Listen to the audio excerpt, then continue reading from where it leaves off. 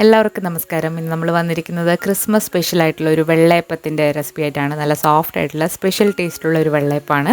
വീഡിയോയിലേക്ക് പോകുന്നതിന് മുൻപായിട്ട് നമ്മുടെ ചാനൽ നിങ്ങൾ ഇതുവരെ സബ്സ്ക്രൈബ് ചെയ്യാതെയാണ് കാണുന്നതെന്നുണ്ടെങ്കിൽ ഒന്ന് സബ്സ്ക്രൈബ് ചെയ്യുക. അതോടൊപ്പം തന്നെ ബെല്ലൈക്കൺ ഒന്ന് പ്രസ് ചെയ്യുക. പിന്നെ നമ്മുടെ വീഡിയോസ് ലൈക്ക് ചെയ്യാനും ഷെയർ ചെയ്യാനും കമൻറ്റ് ചെയ്യാനും മറക്കരുത്. അപ്പോൾ നമ്മൾ ഈ വെള്ളയപ്പത്തിന് വേണ്ടിയിട്ട് ഒരു 1.5 കപ്പ് പച്ചരി കഴുകി 4 മണിക്കൂർ കുതിർത്ത് വെച്ചിട്ടുണ്ട്. ഒരു 4 ടേബിൾ സ്പൂൺ തേങ്ങ ചിരകിയത്, 3 ടേബിൾ സ്പൂൺ ചോറ് എടുത്തിട്ടുണ്ട്. ഇനി ഇതിലേക്ക് നമ്മളൊരു 3 അല്ലി ചുവന്നുള്ളിയും അതുപോലെ തന്നെ 1 അല്ലി വെളുത്തുള്ളിയും പിന്നെ 1 ടേബിൾ സ്പൂൺ പഞ്ചസാരയും ആവശ്യത്തിനുള്ള ഈസ്റ്റും എടുത്തിട്ടുണ്ട്. ഒരു മിക്സിയുടെ ജാറിലേക്ക് നമ്മൾ അരി, അതുപോലെ തന്നെ തേങ്ങ, ചോറ്, പിന്നെ പഞ്ചസാര, 1 ടേബിൾ സ്പൂൺ പഞ്ചസാരയാണ് നമ്മൾ എടുത്തിരിക്കുന്നത്. ഇനി നമ്മളിതിലേക്ക് എടുത്തു വെച്ചിരിക്കുന്ന ചുവന്നുള്ളിയും വെളുത്തുള്ളിയും ഒന്ന് ചേർക്കാണ്. നമ്മളതൊന്ന് രണ്ടായിട്ട് അരിഞ്ഞ് എടുത്തിട്ടുണ്ട്. ഇനി നമ്മൾ നല്ലൊരു ടേസ്റ്റി അപ്പത്തിന് കിട്ടാൻ വേണ്ടിയിട്ട് ഒരു 1/4 ടീസ്പൂൺ ചെറിയ ജീരകം കൂടി ചേർക്കുന്നുണ്ട്. ചെറിയ ജീരകവും ഈ ചെറിയ ഉള്ളിയും എല്ലാം കൂടി ഇട്ടിട്ട് അപ്പം ഉണ്ടാക്കുമ്പോൾ ഒരു സ്പെഷ്യൽ ടേസ്റ്റാണ്. ഇനി നമ്മളിതിലേക്ക് ചേർക്കാൻ പോകുന്നത് ഈസ്റ്റാണ്. ഈസ്റ്റ് എന്ന് പറയുന്ന ഒരു നുള്ള് ചേർത്താൽ മതി. ഒരു 1/4 ടീസ്പൂണിനെക്കാട്ടിലും പകുതി അത്രയും ചേർത്തിട്ട് നമുക്കിത് നന്നായിട്ടൊന്ന് അരച്ചെടുക്കണം. വെള്ളം ഒഴിച്ചിട്ടാണ് അരയ്ക്കുന്നത്. 1 കപ്പ് വെള്ളമാണ് നമ്മൾ ഇപ്പോൾ അരയ്ക്കാനായിട്ട് എടുത്തിരിക്കുന്നത്. 1.5 കപ്പ് അരിക്ക് 1 കപ്പ് വെള്ളം എന്നുള്ള രീതിയിൽ വെള്ളം ഈ അരിയുടെ താഴെ നിൽക്കണം. അപ്പോഴാണ് കറക്റ്റായിട്ട് അരയ്ക്കുമ്പം കിട്ടുക. അപ്പോൾ നമ്മൾ നന്നായിട്ട് അരച്ചെടുത്തിട്ടുണ്ട്, നല്ല മഷി പോലെ അരച്ചെടുത്തിട്ടുണ്ട്. ഇനി ഇത് നമ്മളൊരു പാത്രത്തിലാക്കി ഫെർമെൻറ്റ് ചെയ്യാനായിട്ട് വെക്കണം. ഉപ്പ് നമ്മൾ രാവിലെയാണ് ചേർക്കുന്നത്. തണുപ്പുള്ള സ്ഥലങ്ങളിലാണെന്നുണ്ടെങ്കിൽ നമ്മുടെ ഓവൻ ഒന്ന് ഒരു 50 ഡിഗ്രിയിൽ ഒരു 10 മിനിറ്റ് ഒന്ന് ചൂടാക്കിയിട്ട് അതിൻ്റെ ഉള്ളിൽ ഈ മാവ് അടച്ച് വെച്ചാൽ മതി. അത് നന്നായിട്ട് തന്നെ ഫെർമെൻ്റായിട്ട് കിട്ടും രാവിലെ ആകുമ്പോഴത്തേക്ക്. ചൂടുള്ള സ്ഥലങ്ങളിലാണെങ്കിൽ പെട്ടെന്ന് തന്നെ ഇത് ഫെർമെൻ്റായി കിട്ടും. അപ്പം ഈസ്റ്റ് വളരെ കുറച്ച് ചേർത്ത് കൊടുത്താൽ മതി. അപ്പോൾ രാവിലെ ആയിട്ടുണ്ട്, നമ്മുടെ മാവൊക്കെ നന്നായിട്ട് പൊങ്ങി വന്നിട്ടുണ്ട്. ഇതിലേക്ക് ആവശ്യത്തിനുള്ള ഉപ്പ് നമ്മൾ ചേർത്തിട്ട് നന്നായിട്ടൊന്ന് ഇളക്കി കൊടുക്കുക.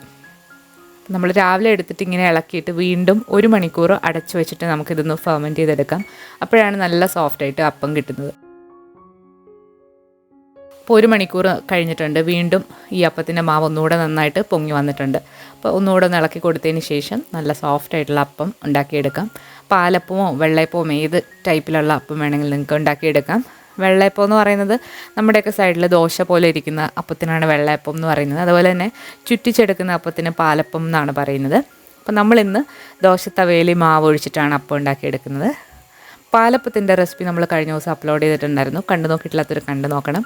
അപ്പോൾ ഈ അപ്പം നമ്മൾ ഉണ്ടാക്കുമ്പോൾ ചെറുതീയിലിട്ട് ഉണ്ടാക്കുക. അതുപോലെ തന്നെ തിരിച്ചിട്ടിട്ടും നമുക്കിത് ഉണ്ടാക്കാം. അതായത് ഒരു സൈഡ് റെഡി ആകുമ്പോഴത്തേക്ക് മറിച്ചിട്ടിട്ട് ഉണ്ടാക്കാം. നമ്മളിത് അടച്ചു വെച്ചിട്ടാണ് കുക്ക് ചെയ്തെടുക്കേണ്ടത്. നമ്മളിവിടെ മറിച്ചിടാതെയാണ് ഈ അപ്പം ഉണ്ടാക്കിയെടുക്കുന്നത്. എല്ലാ ഭാഗത്തും നല്ലതായിട്ട് ഹോളൊക്കെ വന്നിട്ടുണ്ട്. നല്ല സോഫ്റ്റ് ആയിട്ടുള്ള ഒരു അപ്പമാണ്. അതുപോലെ തന്നെ ചെറിയ ഉള്ളിയും ചെറിയ ജീരകവും ഒക്കെ ചേർത്തിരിക്കുന്നതുകൊണ്ട് തന്നെ ഒരു പ്രത്യേക ടേസ്റ്റുമാണ് ഈ അപ്പത്തിന്.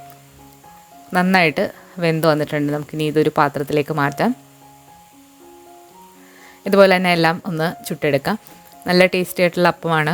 അപ്പോൾ എല്ലാവരും ഒന്ന് ട്രൈ ചെയ്ത് നോക്കുക. നമ്മൾ ഈ അപ്പത്തിൻ്റെ കൂടെ സെർവ് ചെയ്തിരിക്കുന്നത് പോർക്ക് ഫ്രൈയും അതുപോലെ തന്നെ ചിക്കൻ റോസ്റ്റുമാണ്. പോർക്ക് ഫ്രൈയുടെ റെസിപ്പി നമ്മൾ ഇതിന് മുൻപ് അപ്ലോഡ് ചെയ്തിട്ടുണ്ട്. ലിങ്ക് ഞാൻ ഡിസ്ക്രിപ്ഷൻ ബോക്സിലും കമൻറ്റിലും കൊടുക്കാം. ഒരുപാട് നല്ല ഫീഡ്ബാക്ക് കിട്ടിയിട്ടുള്ളൊരു പോർക്ക് റെസിപ്പിയാണത്. അപ്പോൾ എല്ലാവരും അതുകൂടി ഒന്ന് ട്രൈ ചെയ്ത് നോക്കുക. അപ്പോൾ ക്രിസ്മസ് ബ്രേക്ക്ഫാസ്റ്റ് ആയിട്ട് ഉണ്ടാക്കാൻ പറ്റുന്ന നല്ലൊരു കോമ്പിനേഷനാണിത്. അപ്പം അപ്പത്തിൻ്റെ കൂടെ കഴിക്കാൻ പറ്റുന്ന കിടിലൻ കോമ്പിനേഷൻസ് നമ്മൾ വരും ദിവസങ്ങളിൽ അപ്ലോഡ് ചെയ്യുന്നതാണ്. അപ്പോൾ എല്ലാവരും മറക്കാതെ കാണാം. അതുപോലെ ഈ വീഡിയോ ഇഷ്ടമായാലും ലൈക്ക് ചെയ്യാനും ഷെയർ ചെയ്യാനും കമൻറ്റ് ചെയ്യാനും മറക്കരുത്. കഴിഞ്ഞ ദിവസങ്ങളിൽ നമ്മൾ ഒരുപാട് ക്രിസ്മസ് റെസിപ്പീസ് അപ്ലോഡ് ചെയ്തിട്ടുണ്ട്. അതെല്ലാം മറക്കാതെ കാണുക. പുതിയൊരു വീഡിയോ ആയിട്ട് നമുക്ക് വീണ്ടും കാണാം. താങ്ക്